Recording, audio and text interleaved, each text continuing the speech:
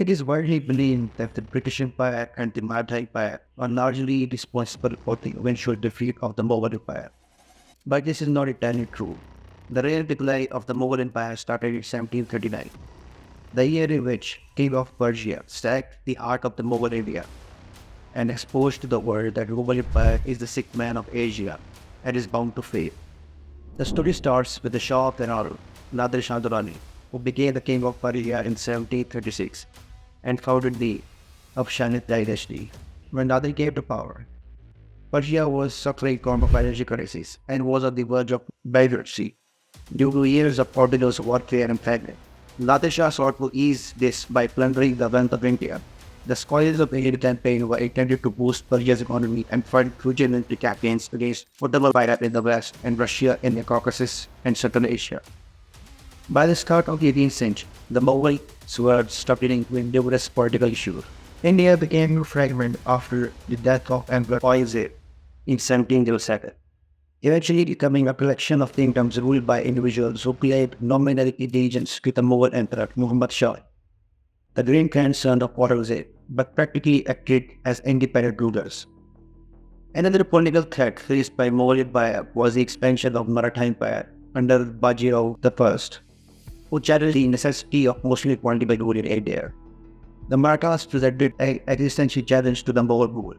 By the beginning of the 18th century, the Indian subcontinent was a vast, prosperous, and increasingly divided agricultural land, making it an attractive target for a conqueror southern finances. After Nadir Shah's accession to the throne, he saw the weakness of the Mughal Empire, and so he abandoned his conquest of the Turks and Russians and turned his attention to the Mughal provinces of Kandahar and Kabul, which are in present-day Afghanistan. On March 24, 1738, he captured Kandahar and then advanced towards Ghazni and Kabul. At this time, Muhammad Shah was ruling Delhi. He was nicknamed as Rangira, which means pleasure-loving.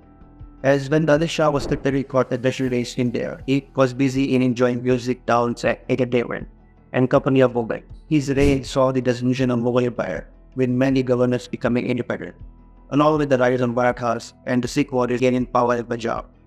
The Mughal Imperial Army was demotivated, unpaid, and busy in palace conspiracies.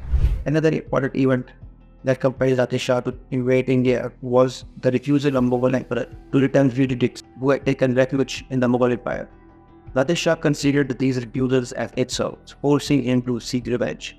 Nadir Shah conquered Kandahar and Kabul in 1738, which were part of the Mughal Empire. While in Kabul, Nadir received word that the Mughal Emperor would not receive Nadir's letter nor elect his ambassador. In response, he sent an envoy to the imperial court, expressing that his only wish was to do the Mughals a favor by getting rid of the Afghans, who had done more damage to India. The Mughal Emperor continued to support its Afghan assets and gave them the sign-off.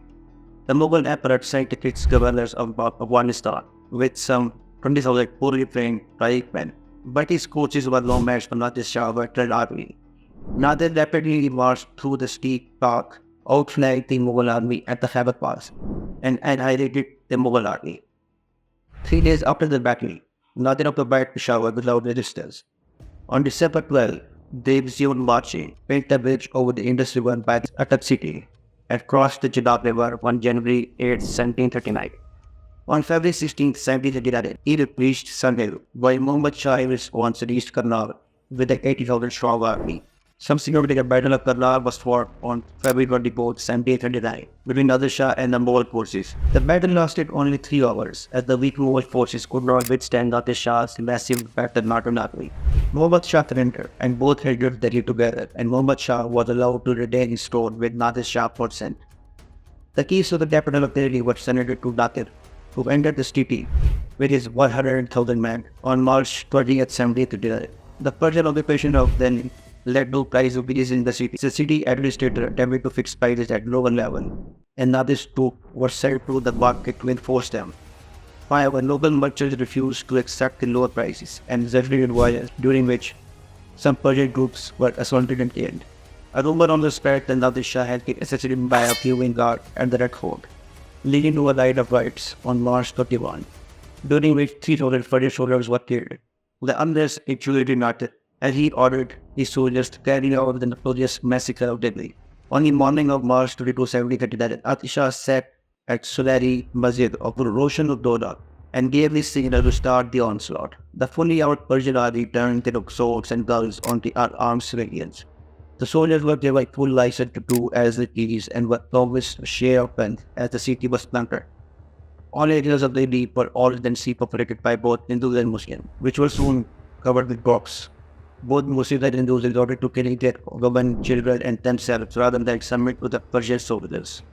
It is estimated that during the course of 6 hours on March 22, 1739, approximately 30 to 30,000 Indian men, women, and children were slaughtered by Nadir's troops. Exact casualty figures are uncertain, as bodies were buried in mass graves or cremated without proper records. In addition, some 10,000 women and children were taken as slaves, according to representative of Dutch East India Company in Delhi, which was present in Delhi at that time. The city of Delhi was looted and plundered by Nadir Shah and his army, weakening the Mughal Empire to such an extent that it could not recover its strength to fight against other enemies. The once prosperous city became desolate and the rich were reduced to beggars. The city was sacked for several days and an enormous fine of 30 million rupees was imposed on the people of Delhi. Muhammad Shah begged for mercy and handed over the keys to the royal treasury and lost the famous Mughal peacock throne to Nadir Shah, which thereafter served as a symbol of Persian imperial might. Nadir Shah also took away with him the famous Kohinoor, which is mountain of light, and became part of British and Indian crown. He also took control of more provinces west of Indus River, from Kashmir to Sindh. The plunder from Delhi was so vast that upon return to Iraq, Nadir Shah stopped the taxation in Persia for 3 years. The collection of indemnity was carried on with extreme cruelty. Nobles were beaten at this stage, leading many to commit suicide. The Bengali representative was tasked with arranging 17 million fees, and he remarked it would form a wagon line from Bengal to Delhi. He subsequently carried his family and himself. Nadir Shah appointed more nobles to collect designated house from city notables, traders, and wealthy individuals, who were taxed arbitrarily and brutally punished if they couldn't pay. The focus on money action continued until Nadir Shah left the city, having amassed nearly 40 million rupees from the populace. From the Battle of Karnal until Nadir Shah's departure, the Mughal Empire and its people suffered losses amounting to very wide rupees. Nadir Shah took 700 million rupees worth of jewels, treasure, and goods. Additionally, he also seized 1,000 elephants, 7,000 horses, and 10,000 camels. Nadir Shah took hundreds of artisans to work in Kandahar for 3 years, promising that he would grant their freedom after 3 years. Many reportedly escaped due to his return journey through Punjab, aided by Sikh warriors who freed many of the slaves. The exact number of Indians killed during Nadir Shah invasion is unknown. However, conservative estimate puts the total at 200,000 people, including those killed in battle and massacres and the result of general hardship. The invasion destroyed the already became Mughal Empire. Several authority and most provinces became independent, and the empire had no revenues left for administration. Nadir Shah's campaign highlighted the Mughals empire weakness to the British East India Company and Maratha Empire, paving the way for the expansion and eventual conquest of India. Within 20 years, Lord Clive fought the Battle of Plassey in 1757, launching the British conquest of India. According to historians, Nadir's Indian campaign alerted the East India Company to the extreme weakness of the Mughal Empire and the possibility of expanding to free the power vacuum. When Nadir Shah was returning to the ground, Sikh warriors of Punjab fired upon his army and seized a large amount of booty and freed the slaves in captivity. Nadir's army could not pursue them successfully due to terrible heat of May and being overloaded with the loot.